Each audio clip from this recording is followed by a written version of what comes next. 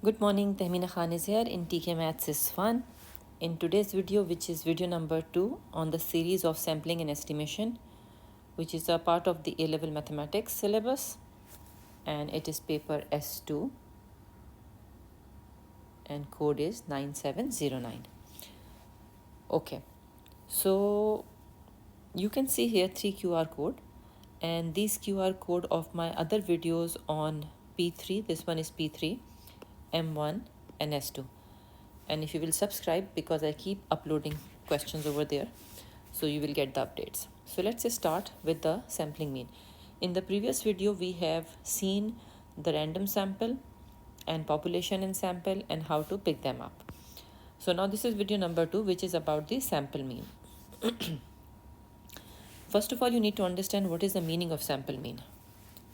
So for example, you take a random sample of an independent observation from the population, right? And you calculate the sample of these, mean of these samples, okay? This is called sample mean. You have picked up a sample, you have calculated its mean, you got a sample mean. Now you are repeating the procedure and you take more samples, okay? Not just one sample. And in each sample, the size of the independent observation will be same.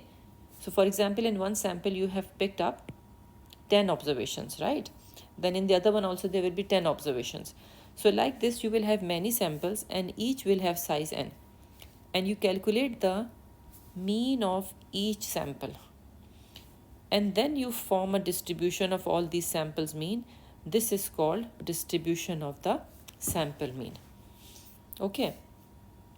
Now the mean and variance of the sample mean is different from normal. So you know it is represented by x dash on the top, and it is equal to mean of the population, mu. Then for variance, it is sigma square over n. So what does this mean? You know for the normal distribution, the distribution is mu and sigma square. You have done this in S1. But the distribution for the sample mean will be mu and sigma square over n, not just sigma square like here. It is what? Sigma square over n, and we are representing it by sample mean x dash. And here it is simple. How did we get this? If you are interested to know, then you have to continue watching this. This is not a part of the syllabus as such, but why and how you can see here. So for example, the random variable is x. So mean is what? Mu. And variance is what? Sigma square. We know that from prerequisite knowledge. Okay. But now you are taking n independent observations. So each one will be represented by x1, x2, x3 up till xn, depending how many observation independent you are taking. Now, since mu of x, e of x is equals to mu, right? So for each one, it will be equals to mu. Similarly, for variance also, it will be sigma 1 square, sigma 2 square, sigma 3 square. You can give different names to them. Now the sample mean is, you will add all the means divided by n. Agreed? This is what sample mean. If I write it separately, how will I write it? I will write it as 1 over nx1 plus 1 over nx2 and so on. Now if I apply here linear combination of random variable concept, right? You have done that. So here I am taking, you can see here, mean of x bar. Similarly, I will apply that on this side as well. Now what comes in your mind from the linear combination? If you remember, we studied this thing, right? So similarly, I will apply it on each one of them separately, on this one, this one, this one. And then I can take 1 over n common out from each one of them. Okay? And what is e of x of 1? This is equals to mu. Agreed? And how many are they? Because they were n observation, so it means you will have n times of this. Rather than adding up each one of them, you can say n multiplied by 1 over n mu. N will cancel out and you will get mu. And that is the reason mean of x is equals to mean of sample mean, which is equals to mu, right? And now we will see the same thing for the variance. So same thing will apply on variance here now. You will apply variance on each term. And you remember that when we have like this in the linear combination, it becomes a square. You remember that, right? So same concept you will apply here. Each one of them will be squared. And what was variance? In this case, what we have seen, it is equals to this, right? So you will write the same thing. After that, you will take the common 1 over n square out. And how many they are?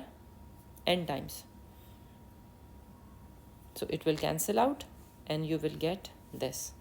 And this is how you get your distribution of sample mean as this.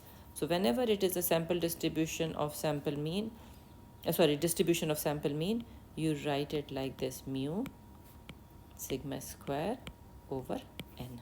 Whereas for simple random variable, the distribution with respect to normal distribution I'm talking about is this, right? So now let's solve this question together for the learning of the application point of view. This is from June 08 paper. After that, I have given one question for you to solve yourself. So let's see here. So length of the time people take to complete a certain type of puzzle is normally distributed. And the mean is 48.8 and standard deviation is 15.6. It is normally distribution, so I can say, okay, let x be the length of the, I'm not writing, you can see, x be the length of the time people take to complete the puzzle. So you are telling what is your x representing.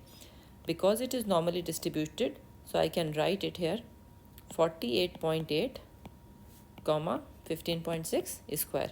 Please remember, if it is written standard deviation, you will write a square. Okay, so your mu is 48.8 and your variance is 15.6.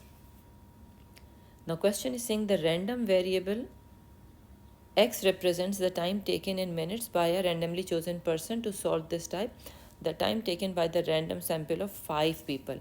So now n is equals to 5 and the mean time x dash is calculated for each sample.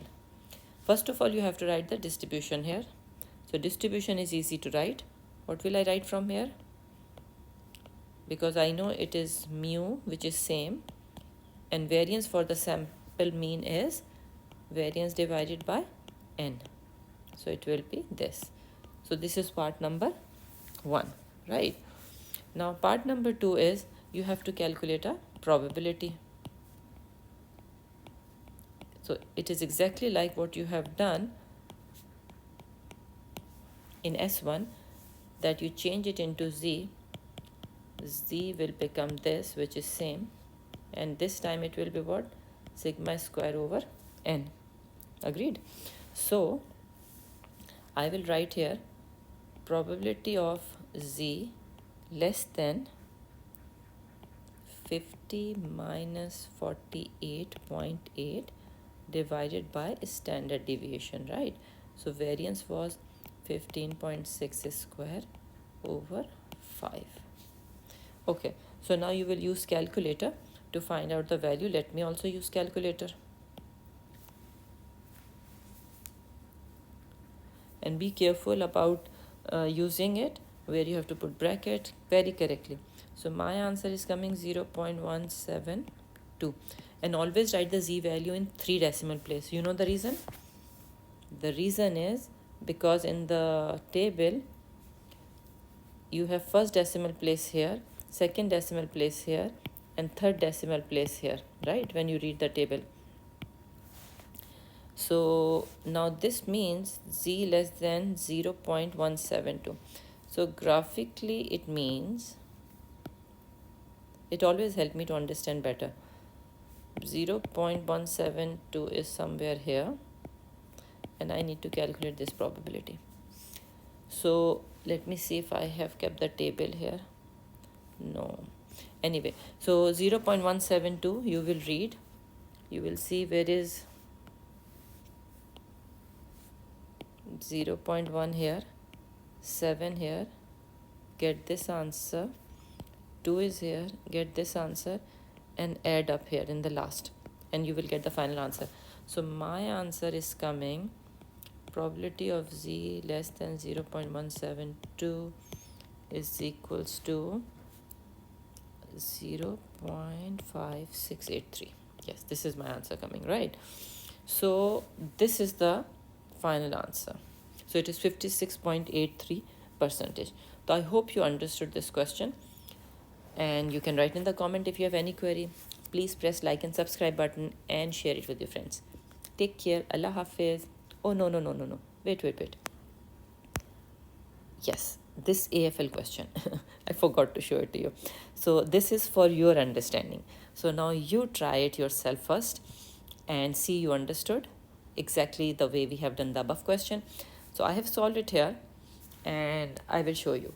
So you can put the video on pause. Okay? And then I will say Allah Hafiz to you.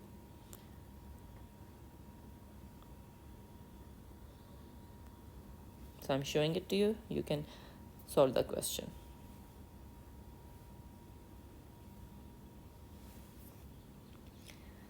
So I'm not explaining it here. You will try to understand. If you do not, write